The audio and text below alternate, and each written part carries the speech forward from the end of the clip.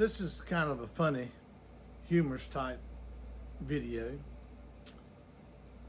There was a time in my life I was replaced by a dog. May I repeat that? There was a time in my life I was replaced by a dog. Now I know folks love animals. There's no question about it. I've had dogs and I've had cats and I love animals. And I know there's some people that love their animals more than they love their children, and that's a sin. But you still ought to love your animals. God's given them to you. At any rate, I met a lady, had the privilege of introducing her to Jesus. She had tunnel vision, and she was rapidly losing her sight. It just so happens when I was in Bible college that we had to do an essay. And I have no clue other than that God knew one day I'd meet a lady who needed a CNI dog. I wrote on the CNI.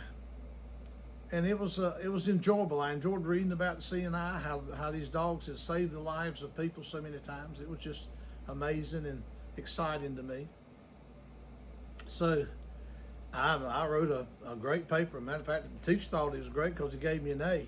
There was another plus on top of that because the teacher was here when the first CNI dog came to America.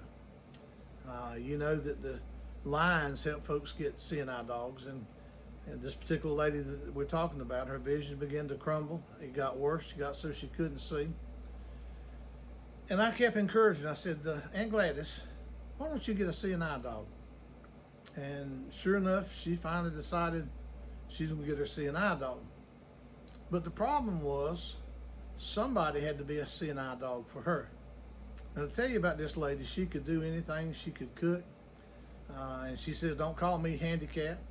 There were times we lived in the same neighborhood at one time, and one time they lived next door to us. But anyway, she and I would actually take exercise. We'd walk a while and then we'd jog a while, and she'd just hang on my arm and trust me that I wasn't going to let her fall. And I wouldn't have. And listen, I'd have fell under her if I knew she was falling. I loved her that much. She was a great lady. I'm telling you what, they don't make many like this lady. She was a great lady. But anyway, I was supposed to teach her how to go to the corners and how to stop and how to listen for the traffic and when to go forward and when not to go. You see, one of the things about the CNI is it's the thing of trust. And Aunt Gladys already trusted me because I had been her guide for a long, long time. And she actually went out on visitation with me at times, and we spent a lot of time together. And as I said, she was the lady that, and her husband, that if I come in to check on them at 8 or 9 o'clock at night, both of them, one of the two, would get up and fix me a hamburger. And she tried living in the little house beside the house after her husband died, and she found out she couldn't live by herself, but she could still cook and would still cook, and we would pick at her. Sometimes I'd go to the door and she'd open the door and I'd reach up and touch her on her nose, and she'd jump and she said, David, you better quit doing that. I'm going to beat you with a stick. And the folks would sit down because she'd lay her plate in a certain way and somebody would tell her where it was, and what was it at 12 o'clock or 12:30 or 12:45 or at 1 o'clock, wherever, she knew where the food was. But the kids would pick at her and they'd take and spin that plate around. So anyway, she was a ball of joy. As a matter of fact, we had a Christmas play, and she memorized her parts, and they gave me her part because I was supposed to, if she got messed up, I was supposed to tell her what the lines were. She went through that play without missing a beat. I was so nervous. I was afraid she'd forget, and I had lost the paper to give her the answers. This lady, even though she's blind, learned to type on a Braille typewriter. She learned 350 verses out of the Bible before she died and could quote them.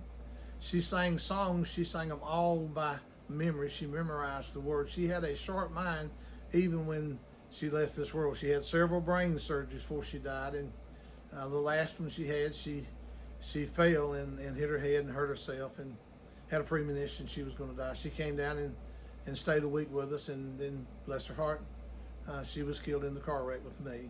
She was a wonderful, wonderful lady. But anyway, she went to get trained with the dog, came back home with a beautiful yellow lab, and all of a sudden, this preacher was replaced by a dog. Now, I love dogs, but I don't love to be replaced by a dog. And I told Aunt Gladys, I said, Aunt Gladys, this is not right.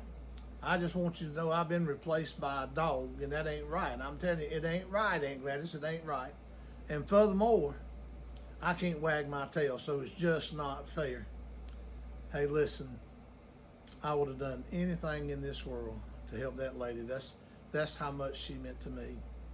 She loved my God and your God. She was a faithful prayer warrior. She was a soul winner. She cared about souls. She may not have been able to see, but I'm going to tell you one thing, she could see more clearly than folks who could see. She had a wonderful relationship with God, a great prayer warrior, had a heart for souls, had a love for God, a love for good singing. She sang in the choir and all those things down the road.